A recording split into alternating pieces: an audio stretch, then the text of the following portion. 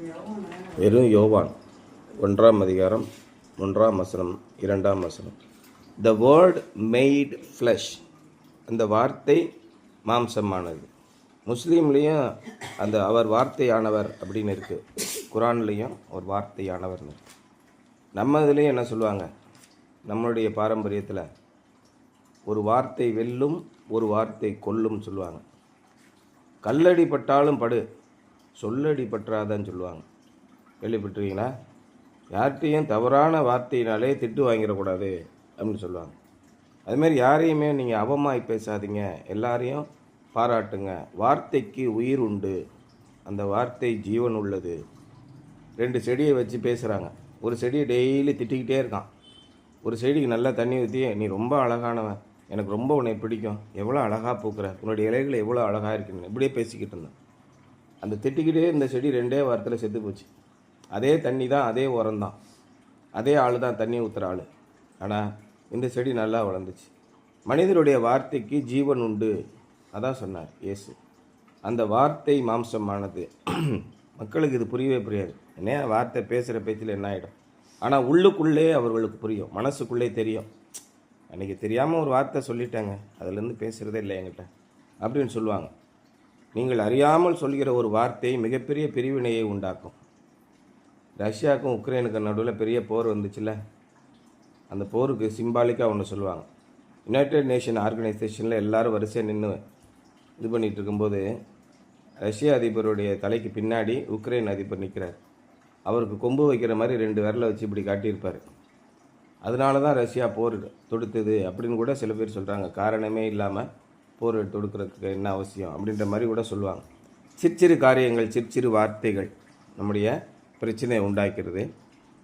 அதே மாதிரி இங்கே அந்த வார்த்தை மாம்சமானது. The word made flesh. Jesus Christ is the incarnate word. அழியாத வார்த்தை இயேசு கிறிஸ்து தான். இயேசு கிறிஸ்து அவர் சொல்ல ஆகும், அவர் கட்டளையிட நிற்கும். இதுதான் இயேசு கிறிஸ்துவை பற்றின வசனம். காற்றையும் கடலையும் பார்த்து என்ன சொன்னார்? சே இறையாதே, அப்படி அடுத்த செகண்ட், ஃப்ராக்ஷன் ஆஃப் செகண்ட் அப்படியே நிற்கும். சாத்தியமே இல்லை. ஒரு பெரிய பஸ்ஸை கொண்டு நிப்பாட்டினா கூட உள்ளே இருக்கிற குலுக்கங்கள் அடங்குறதுக்கே ஒரு 5 நிமிஷம் ஆகும். ஆனால் அடுத்த நொடி நிற்கிது. He was not a phantom or a spirit when he ministered on earth. பூமியிலே அவர் ஊழியம் செய்யும்போது அவர் பெரிய ஒரு என்ன சொல்லுவோம், பூதமாகவோ அல்லது ஆவியாகவோ இருக்கவில்லை. நம்மை போல் பாடு அனுபவிக்கிற மனுஷனாக, எப்பா பசிக்குதுப்பா, என்னப்பா வச்சுருக்கீங்க கேட்குறார். டயர்டாகி படுக்கிறதுக்கு இடம் இல்லைங்கிறார். எலிகளுக்கு வலைகளும் மயிலுக்கு குழி, முசல்களுக்கு கூடுகளும் உண்டு, மனுஷனுக்கோ மனுஷகுமாரனுக்கோ தலை சாப்பதற்கு இடமில்லைன்னார்.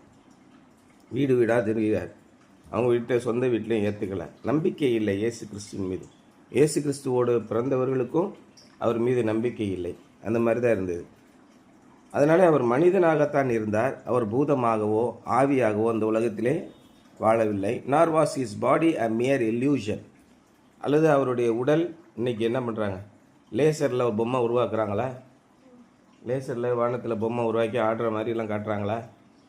அந்த இதிலெல்லாம் துபாய் இதிலெல்லாம் காட்டுவாங்க, லேசர் லைட்டிங்ஸ். அந்த மாதிரி ஒரு உருவகமோ அல்ல. John and the other disciples had personal experience that convinced them of the reality of the body of Jesus. நாங்கள் கண்ணார கண்டதும் நாங்கள் தொட்டு பார்த்ததும் அப்படி சொல்கிறார். 1 யோவான் 1ஆம் அதிகாரத்தில் என்ன சொல்கிறாரு?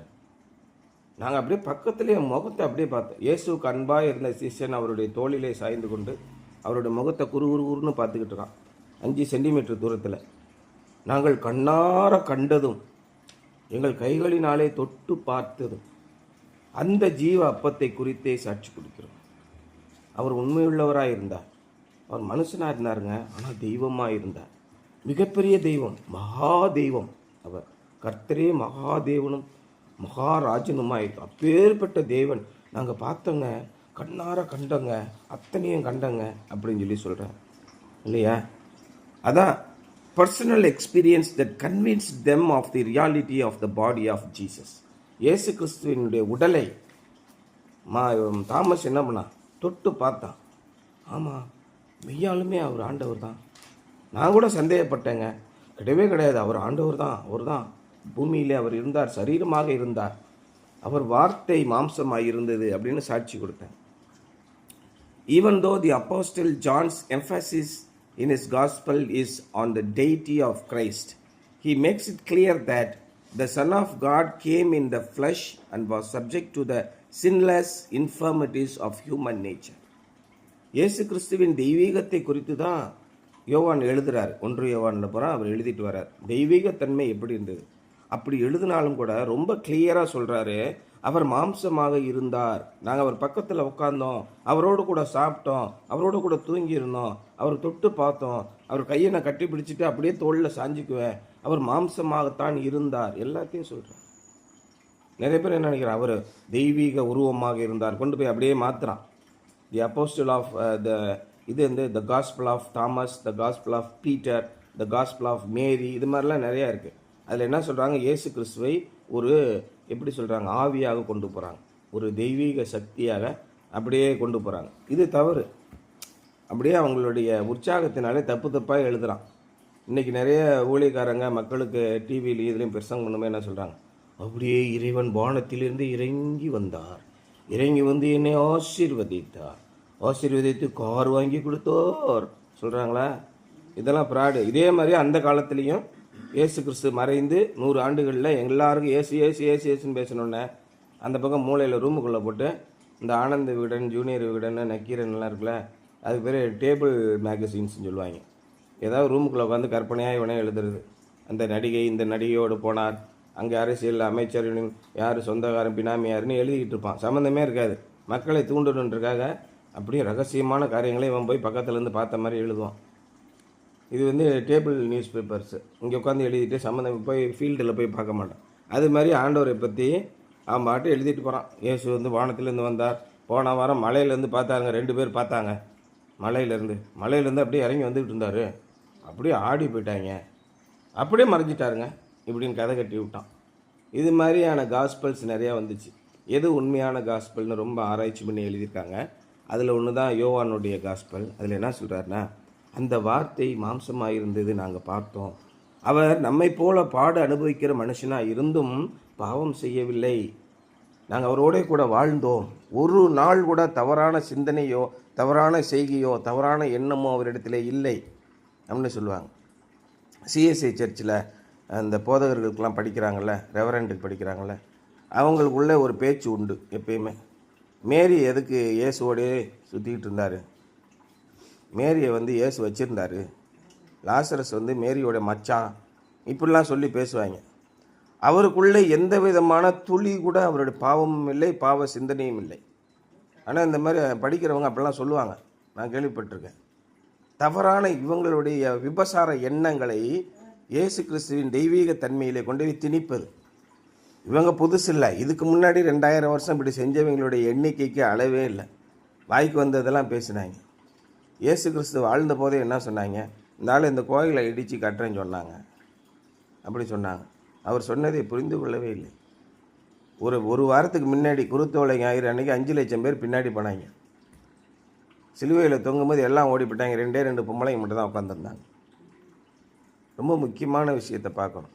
மக்கள் நம்மளை அப்படியே ஏசுவார்கள், தூற்றுவார்கள், அவர்களை கண்டுகிறாதீங்க. தேவனுடைய செயல் மட்டும்தான் நிலைக்கும். அப்போ தவறாக பேசுகிறார்கள், இயேசு கிறிஸ்துவை பற்றி தவறாக பேசுகிறார்கள். உன் தேவனாகிய கர்த்தருடைய நாமத்தை வீணிலே வழங்காதிருப்பாயாக.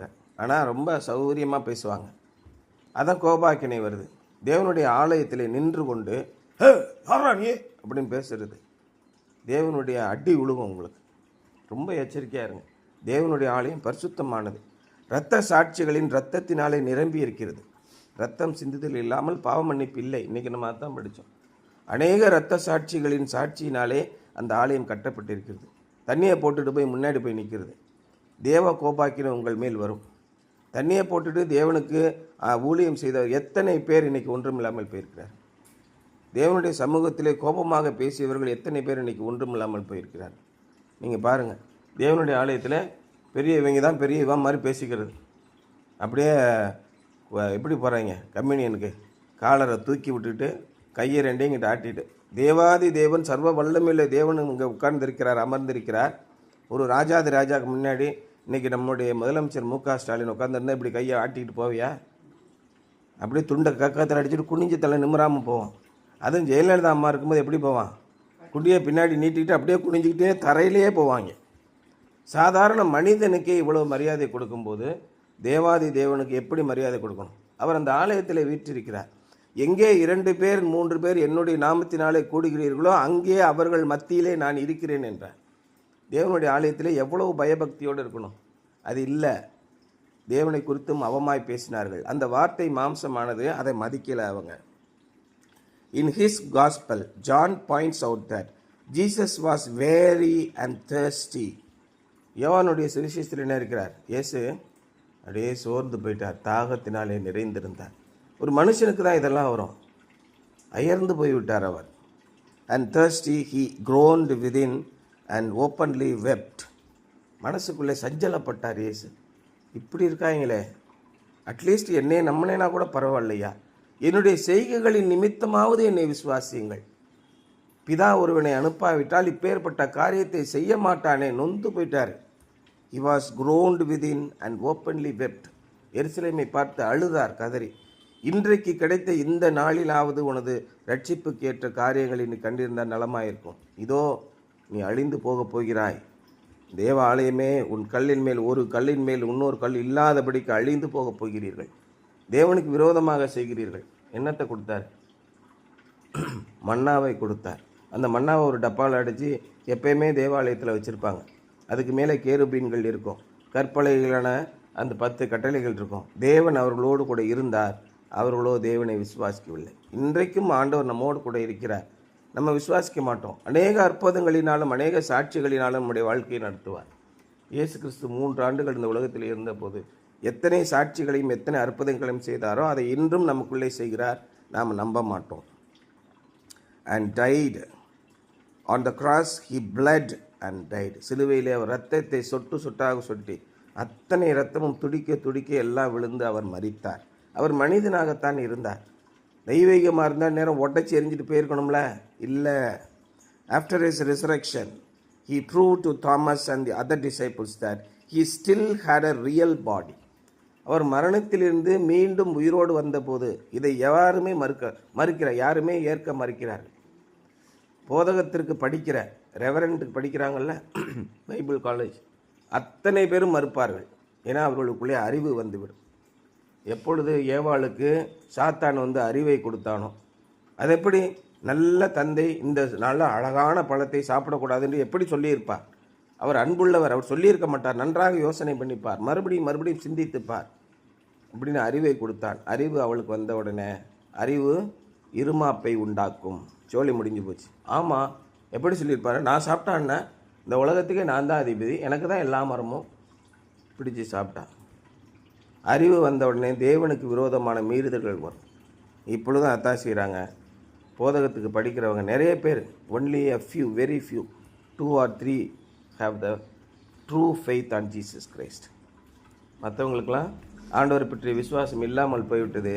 அதை ஒரு குல தொழிலாகத்தான் செய்கிறார்களே ஒழிய தேவனுடைய ஆவியினாலே ஏவப்பட்டு செய்கிறதில்லை. நிறைய பேர் பிழைப்புக்காக தேவனுடைய தொழிலை செய்கிறார். எப்பொழுது நீ முழு நேர ஊழியம்னு நீ ஆட்டிக்கிட்டு இருக்கியோ அப்பே நீ ப்ராடுன்னு முடிவு பண்ணி. இன்றைய காலத்திலே நீங்கள் உழைக்கும் பவுலுடைய தான் கரெக்டு. நீ கைகளினாலே வேலை செய்து பிரயாசப்படுங்கள். எவனுடைய காசையும் திங்க வேண்டிய அவசியம் கிடையாது. எனக்கு ஆண்டவர் கொடுத்திருக்கிறார், அவ்வளோதான். அவருக்கென்று நியமிக்கப்பட்டிருக்கிறார். கண்காணியாக இருக்கிறவர்கள் இருக்கிறார். தேவன் சிலரை அவருக்கென்று நியமிக்கிறார். எல்லாரும் பேர் சோத்து பிழைப்புக்க, பிரதர் நான் சைக்கிள் வாங்கணும் பிரதர், ஏதாவது கொஞ்சம் ஹெல்ப் பண்ணுங்கள் பிரதர் நான் ஊழியம் செஞ்சுக்கிட்டு இருக்கேன் பிரதர், நான் டிராக்ட்ஸ்லாம் கொடுத்துக்கிட்டு இருக்கேன் பிரதர், கொஞ்சம் வீட்டில் சிரமமாக இருக்குது, கொஞ்சம் காசு கொடுங்க பிரதர். இது மாதிரி பிச்சை எடுக்கிற பிரதர்ஸ் நிறைய பேர் வந்துட்டாங்க. நீங்கள் தேவனுடைய ஆவியினாலே அபிஷேகம் பண்ணப்பட்டிருந்தால் தேவன் எல்லாவற்றையும் கொடுக்க வல்லமை உள்ளவராக இருக்கிறார். அவர் உயிரோடு வந்த பிறகு 40 நாள் அளவும் பூமியிலே சுற்றி திரிந்தார். அவர் மட்டும் இல்லை, அநேகம் உயிர் கல்லறையிலிருந்து வெளிவந்த பரிசுத்தவான்களும் சுற்றி இருந்தாங்க. எருசலேம் மூலம் அநேகருக்கு காணப்பட்டார். இயேசு கிறிஸ்து மாற்றம் உயிரோடு வரவில்லை. இயேசு கிறிஸ்து மாத்திரம் உயிரோடு வரவில்லை. அநேக பரிசுத்தவான்களும் கல்லறைகளில் திறந்தன. எல்லாரும் உயிரோடு அநேகருக்கு காணப்பட்டார்கள். எங்கள் தாத்தாலாம் அவர் பாட்டுக்கு ரசிக்கப்பட்டு நேராக வந்துட்டார் வீட்டுக்கு. என்னடா இருக்கீங்க அப்படின்னு. இயேசு கிறிஸ்து உயிரோடு இருக்கும்போது எங்கள் தாத்தா ப்ராடு, அதனால் பரிசுத்தவான் கிடையாதுன்னு வச்சுக்கோங்க. ஆமாம், அவரில் வரல. அநேக பரிசுத்தவான்கள் தான் உயிரோடு வந்தாங்க. அப்போ இயேசு கிறிஸ்து பரிசுத்தவான்களோடு உயிரோடு வந்தார். உயிரோடு வந்த அத்தனை பேரும் சிறிது காலத்திலே மரித்தார்கள், இயல்பான நேச்சுரல் டெத். இயேசு கிறிஸ்து மரிக்கவே இல்லை. உயிர்த்த கிறிஸ்து இனி மரிப்பதில்லை, அதான் முக்கியம். என்றென்றைக்கும் உயிரோடு இருப்பவர்களாக அவருடைய கண்களுக்கு முன்பாக ஏறெடுக்கப்பட்டார். அப்பொழுதும் அவர் இயல்பான உடலிலே இருந்தார். உங்களை போன்று எனக்கு மாம்சமும் இரத்தமும் இருக்கிறதே, ஒரு ஆவிக்கு இப்படி இருக்குமா அப்படின்னு ஆண்டவர் கேட்கிறார். அதான் ரொம்ப முக்கியம். And other disciples that he still had a real body, albeit a glorified one. ஆனால் பரிசுத்தமாக்கப்பட்ட மகிமையான சரீரம் அவருக்கு வந்தது. How was the word made flesh? எப்படி வார்த்தை மாம்சமானது? By the miracle of the virgin birth.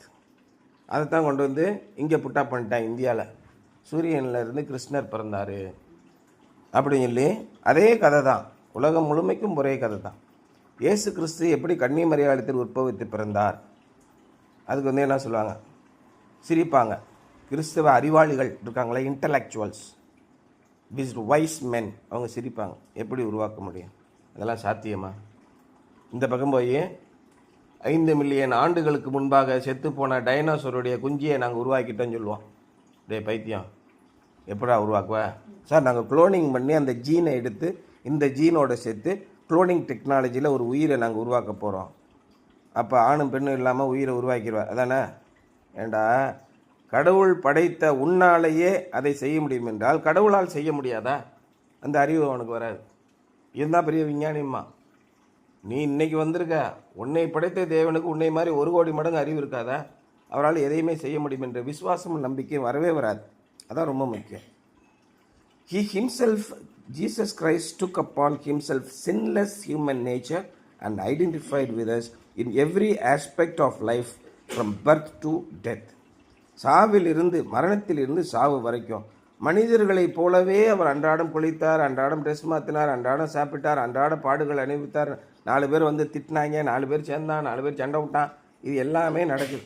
இன்றைக்கி நம்ம வாழ்க்கையில் என்ன நடந்ததோ அத்தனையுமே நடக்குது. The word was not an abstract concept of philosophy, but a real person who could be seen, touched and heard. அந்த வார்த்தை மாம்சமான போது அது ஒரு தத்துவமாக இருக்கவில்லை. இப்படி தான் இருக்கும். இன்றைக்கி நம்ம தத்துவ படங்கள் நிறையா பார்த்துறீங்களா? கிராவிட்டி, அதெல்லாம் பார்த்தீங்களா? அர்மகெடான் அப்படின்னு படம் இருக்குது. அப்படின்னு ஒரு வால் நட்சத்திரம் வந்து பூமியை வந்து இடிச்சிடும் அப்படின்னு. இது மாதிரி நிறையவே ஃபிலாசபி. வானத்திலேருந்து நம்ம போய் இப்படி உடஞ்சிருச்சுன்னா என்ன பண்ணுறது, அப்படியே உருவாக்கிக்கிட்டே போவான். இன்னொருத்தன் வந்து 150 வருஷம் தூங்குவானே, இது என்ன படம்? இன்டர்ஸ்டெல்லர். ஒரு கேப்சூலை வாயில் போட்டு அந்த ஃப்ரீசரில் போய் படுத்துக்குவானா, 150 வருஷம் தூங்குவானா. அதுக்கப்புறம் வந்து ஃப்ரீசரை ஓப்பன் பண்ண உயிரோட, நல்ல வேளை நீ வந்து என்னை எழுப்பின, எத்தனை வருஷம் ஆச்சு? 250 வருஷம் ஆச்சு அப்படிமா. இதெல்லாம் என்ன ஃபிலாசபி, கட்டுக்கதைகள், ஃபேண்டசி. அந்த மாதிரிலாம் இயேசு இருக்கவில்லை. அவர் உண்மையான நபராக இருந்தார். ஸ்கிரிப்சர் ஃபார் டுடே, 1 யோவான் 1ஆம் அதிகாரம் 1-2 என்ன போட்டிருக்கு? That which was from the beginning, which we have heard, which we have seen with our eyes, which we have looked at and our hands have touched, this we proclaim concerning the word of life. ஆதி முதல் இருந்ததும் நாங்கள் கேள்விப்பட்டதும் எங்கள் கண்களாலே கண்டதும் நாங்கள் நோக்கி குறுகுறுன்னு பார்த்ததும் எங்கள் கைகளினாலே தடவி பார்த்தோம். மரியா என்ன பண்ணா? நளதம் என்னும் பரிமள தைலத்தை காலில் ஊற்றி கண்ணீரோடு அவருடைய கால்களை தன்னுடைய தலைமையினால் துடைத்து கொண்டு, தேவாதி தெய்வமே எனக்கு காட்சி கொடுத்தியே, அவள் உள்ளூர அவரை ரசித்தாள். மகா பெரிய தெய்வம் என்பதை உணர்ந்து கொண்டாள். மற்ற யாரும் என்ன, சாதாரண மனுஷன், ஆமாம்மா ஏசு வந்தானாடா, நேற்று சாயங்காலம் பார்த்தேன்டா, அங்கே போயிட்டு இருந்தான், மட்டும் கூட ஒரு 50 பேர் போய்கிட்டு இருந்தாங்க. சாதாரண மனிதராக நினைத்தார்கள். ஆனால் மரியாள் அவருடைய தெய்வீகத்தன்மையை புரிந்து கொண்டார். அவரிடத்திலிருந்து அநேக ஆவிகளை அவர் திருத்தி இருந்தார். எவனிடத்தில் அதிகமாக அன்பு கூர்ந்தாரோ அவர்கள் தான் அதிகமாக அன்பு கூறுவார்கள். அதுதான் சொன்னார். அவ்வளோ ஓயாமல் என்னுடைய கால்களை முத்தம் செய்தாள். பேட்டார், நீ என்ன பண்ண? நான் கூட இருந்தேன், அருவாள் எடுத்து சுற்றினேன், ஏசுனா எனக்கு பிடிக்கும். நிறைய பேர் இன்றைக்கி சர்ச்சில் அப்படி தான் வெறி கொண்டவனாக இருப்பான். இயேசுவை பற்றி எதாவது பேசுனா பல்ல உடைச்சிடா, மண்டையை உடைச்சிடா. இன்றைக்கி சிஎஸ்ஐ குடும்பத்தில் இருக்கிற குரூப்பில், ஃபேஸ்புக் குரூப்பில் ஒரே சண்டை. அந்த நாயை ஒழுங்காக இருக்கோ சரி, இந்த நாயை ஒழுங்காக சொல்லி அப்படி இப்படின்னு பேசுகிறான். என்னமா இவன் ஓகே மாதிரி, அவன் பிஷப் சரியில்லை, அது ஒரு எச்ச நாய், இவன் ஐயர் சரியில்லை, அவன் சரியில்லை. சரி நீ சரியாடா, இந்த மாதிரி வெளியில் பேசாத. அந்த காலத்தில் பீட்டர் அப்படி தான் பண்ணான். இயேசு மேலே எவனா கை வச்சிங்க விட்டு விடுவேன் அப்படின்னா. ஆனால் மரியாளோ ஓயாமல் முத்தம் செய்தார். உண்மையான தெய்வீக தன்மையை புரிந்து கொண்டார். பெரிய அதிகாரி இருக்கார், ஒரு டிஎஸ்பி, ஒரு எஸ்பி, ஒரு டிஜிபி இருக்கார். பக்கத்தில் எல்லாம் போலீஸ்காரங்க பக்கத்தில் AK-47 நிற்கிறாங்க. அவர் பேசிக்கிட்டு இருக்காரு. பின்னாடி இருந்து 2 அல்ல கைங்க வந்து யாரா நீ எங்கள் ஐயா வைத்து பேசுகிற அப்படி சொல்லுவானா? கம்முன்னு இருப்பான். ஐயாவுடைய உத்தரவுக்காக ஐயா என்ன வேணால் செய்யட்டும், அப்படியே அடங்கி இருப்பான். ஐயா தான் பேசுவார், பெரியவர். அது மாதிரி தான் நம்ம இயேசு கிறிஸ்துவனுடைய வாழ்க்கையில் இருக்கணும். அவர் சொல்லாகும், அவர் கட்டளை எடுக்கும். அவர் என்ன சொல்கிறாரோ அதை செய்யுங்க. மேரி அதான் சொன்னார், கல்யாண வீட்டில் தண்ணி இல்லை, திராட்சை ரசம் இல்லை, என்ன பண்ணுறது? கல்யாண வீட்டில் திராட்சை ரசம் வச்சு குடித்தாங்கல்ல, அப்போ நம்மளும் குடிக்கலாம்ல. இவன் பற்றி இங்கே தான் போவோம். அதான் அவருடைய பாரம்பரியம் இல்லையா? அந்த பாரம்பரியத்தில் கொஞ்சம் தான் குடிப்பான். நீ குடிச்சிட்டு மல்லாக்கப்படுத்தல கிடக்க சாயங்காலம் வரைக்கும் இதெல்லாம் சொல்லலை. அப்போ என்ன சொன்னாரோ, எப்பா அவர் உங்களுக்கு என்ன சொல்கிறாரோ அதன்படி செய்யுங்க. நீங்களாக போய் முந்திக்கிட்டு எனக்கையாவது பண்ணி தொலைக்காதீங்கன்னு அர்த்தம் இல்லையா? அதைத்தான் அவர் செய்தார். which we have seen, which we have looked at and hands have touched. அவரை தொட்டு பார்த்தார்கள், ஸ்பரிசம் பண்ணி பார்த்தார். இவர் மனிதன் தான், தெய்வீக மனிதர் பார்த்தார்கள். this we proclaim concerning the word of life. இதைத்தான் நாங்கள் சொல்கிறோம். the life appeared, we have seen it and testify to it, and we proclaim to you the eternal life which was with the Father and has appeared to us. அடுத்த வசனம் பாருங்களேன். பிதாவோடு இருந்து எங்களிடத்திலே வெளிப்பட்ட அந்த நித்திய ஜீவனையே நாங்கள் உங்களுக்கு சொல்லுகிறோம் இல்லையா? வெளிப்பட்டது பிதாவினிடத்திலிருந்தும் எங்களுக்கு வெளிப்பட்டதுமான நித்தியமாய் இருக்கிற அந்த ஜீவனை நாங்கள் கண்டு அதை குறித்து சாட்சி, அதை நாங்கள் பார்த்தோம். அது பிதாவினிடத்தில் தான் வந்தது, பிதாவினுடைய சித்தத்தை தான் செய்தது. பிதா என்ன சொன்னாரோ கொஞ்சம் கூட மாறாமல் செய்தார். ஓய்வு நாளை பற்றி ஆசிரியர்கள் சொன்னார், ஆனால் ஓய்வு நாளை விட மனிதன் பெரியவன் என்பதை சொன்னார். இதுதான் பிதாவினுடைய சிந்தனை. பாவிகளை ரட்சிக்கவே கிறிஸ்து இயேசு வந்தார், பாவிகளை அழித்து போடுவதற்காக வரவில்லை. ஏன் யோனா தீர்க்கதரிசியின் புஸ்தகத்தில் நீங்கள் பிதாவானவர் என்ன செய்தார்? இயேசு கிறிஸ்துவுக்கு முன்பாக பாவிகளை எல்லாம் அழித்து நிர்மூலமாக்கி விட்டாரா? நிஷ்காரம் பண்ணி விட்டாரா? சங்காரம் பண்ணி விட்டாரா? இல்லைல, அவர்கள் மனம் திரும்பும் போது அவர்களை ரட்சித்தார். இதான் பிதாவினுடைய குணம்.